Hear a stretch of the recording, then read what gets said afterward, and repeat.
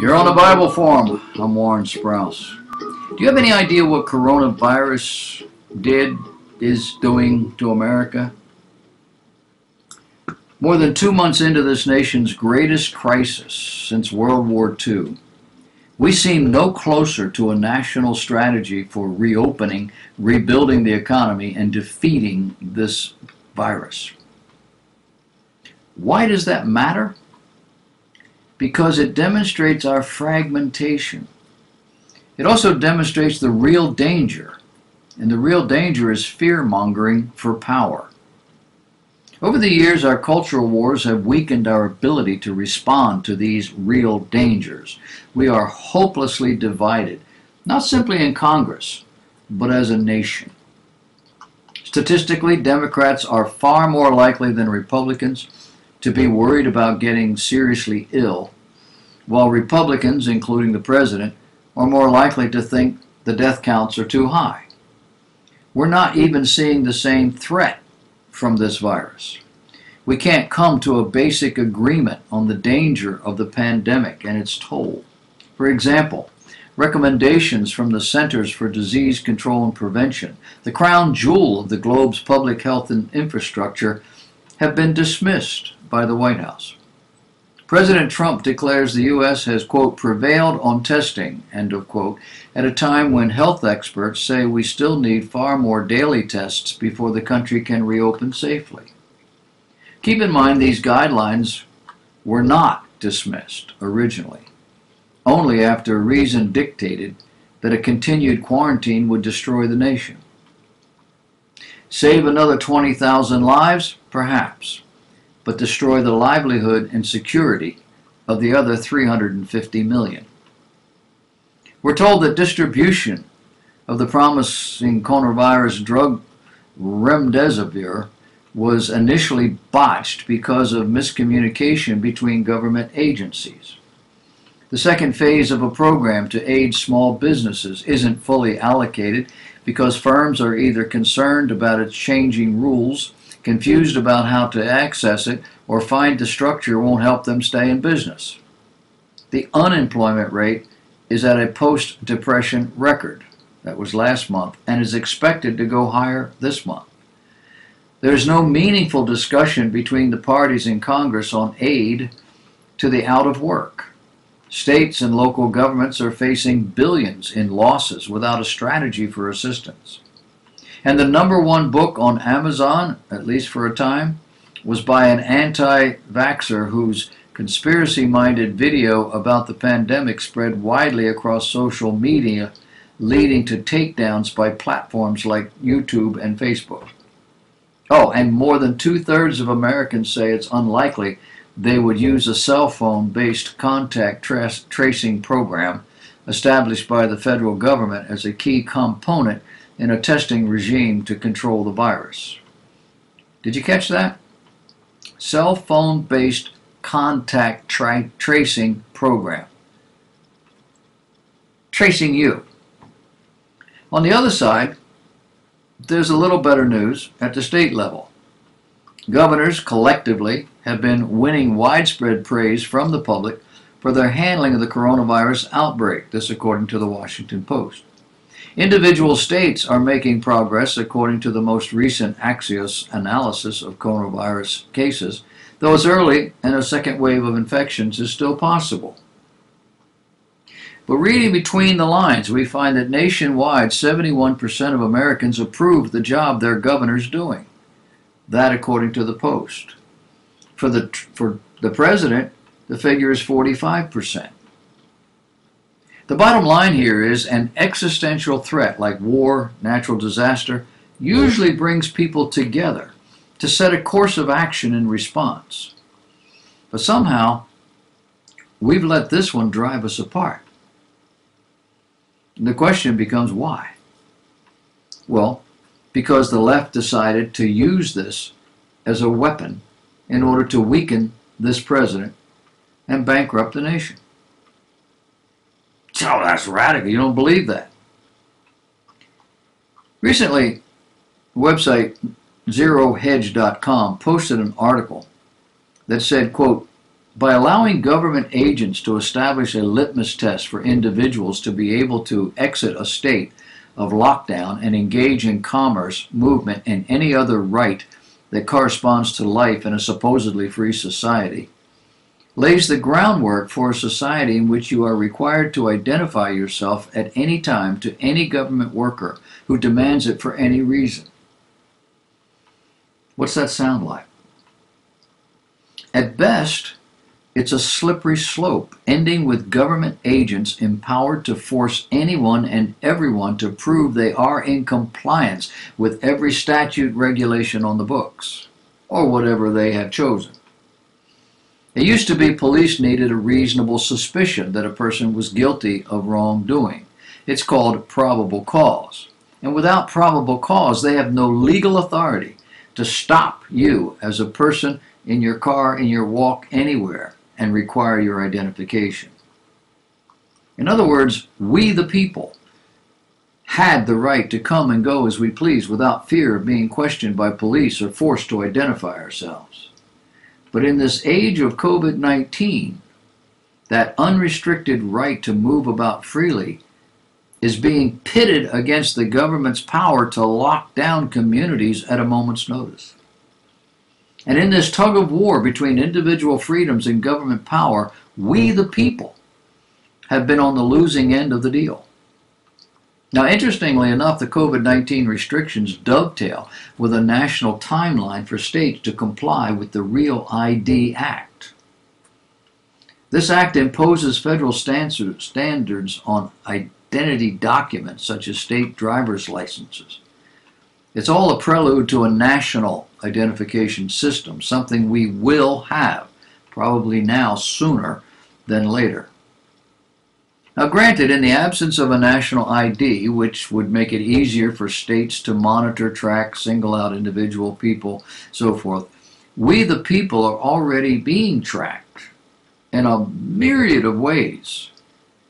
State driver's licenses, federal Social Security numbers, bank accounts, electronic transactions, our correspondence and communication devices, email, phone calls, mobile phones, through chips implanted in our vehicles, identification documents, even our clothing. Add to this the fact that businesses, schools, and other facilities are relying more and more on fingerprints and facial recognition to identify us. All the while, data companies such as Axiom are capturing vast caches of personal information to help airports, retailers, police, and other government authorities instantly determine whether someone is the person he or she claims to be. The informational glut, used to great advantage by both the government and corporate sectors, has converged into a mandate for an internal passport. This is also known as a national ID. It's a card that would store information as basic as a person's name, birth date, place of birth, as well as private information, including a Social Security number, fingerprint, retinal scan, personal, criminal, and financial records. A federalized, computerized, cross-referenced, data-based system of identification policed by government agents would be the final nail in the coffin for privacy, not to mention a logistical security nightmare that would leave Americans even more vulnerable to every hacker in the cybersphere. Americans have always resisted adopting a national ID card, and for good reason. It gives the government and its agents the ultimate power to target, track, terrorize the populace, according to the government's own purposes. National ID card systems have been used before by other oppressive governments in the name of national security, invariably with horrifying results.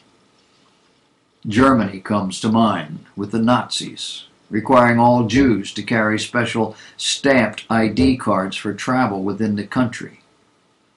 It wasn't long before there was a yellow Star of David sewn into the garment.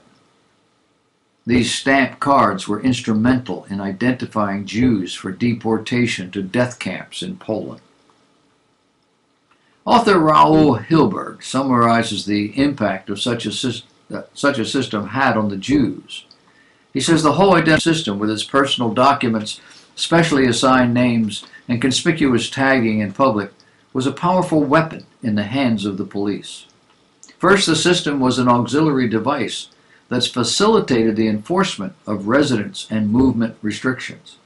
Second, it was an independent control measure in that it enabled the police to pick up any Jew anywhere, anytime. And thirdly, and perhaps most importantly, identification had a paralyzing effect on its victims. In South Africa during apartheid, passbooks were used to regulate the movement of black citizens and segregate the population. The Pass Laws Act of 1952 stipulated where, when, and for how long a black African could remain in certain areas. Any government employee could strike out entries which canceled the permission to remain in a particular area. A passbook that did not have a valid entry resulted in an arrest and imprisonment. Identity cards played a crucial role in the genocide of the Tutsis in the Central African country of Rwanda. The assault carried out by extremist Hutu militia groups lasted around 100 days and resulted in close to 1 million deaths. While the ID cards were not a precondition to the genocide, they were a facilitating factor. Once the genocide began, the production of an identity card with the designation Tutsi spelled a death sentence for any roadblock. Identity cards have also helped oppressive regimes carry out eliminationist policies such as mass expulsion, forced relocation, group denationalization. All of this through the use of identity cards. Ethiopian authorities were able to identify people with Eritrean affiliation during the mass expulsion of 1998. The Vietnamese government was able to locate ethnic Chinese more easily during their 1978-79 expulsion. The USSR used identity cards to force the relocation of ethnic Koreans in 1937. Volga Germans in 1941, Kamiks in Karachi in 1943, Crimean Tatars, Turks, Chechens, Bulgars, 1944, as well as ethnic Greeks in 1949. The ethnic Vietnamese were identified for group denationalization through identity cards in Cambodia in 1993, as were the Kurds in Syria in 1962. Here in the United States, post 9/11, more than 750 Muslim men were rounded up on the basis of their religion and ethnicity and detained for up to 8 months. Their experiences echo those of the 120,000 Japanese Americans who were similarly detained 75 years ago following the attack on Pearl Harbor. Despite a belated apology and monetary issuance by the U.S. government, the U.S. Supreme Court has yet to declare such a practice illegal. However, laws such as the National Defense Authorization Act continue to empower the government to arrest and detain indefinitely anyone they simply suspect of being an enemy of the state. So here it is. You may be innocent of wrongdoing now, but when the standard for innocence is set by the government, no one's safe. Can this happen here? Of course it can. All we need is the necessary motivation. It's called national security. In the hands of evil people or in light of imminent threat, almost all things are possible. A virus shut down American production for months, sent people home, cut off their income, regulated their movements. It was easy, and most Americans accepted it because of the greater threat. Fear is a great motivator. The question becomes, was this a dry run? Regardless of whether it was a dry run or not, we now have the pattern. We now have a way to do it.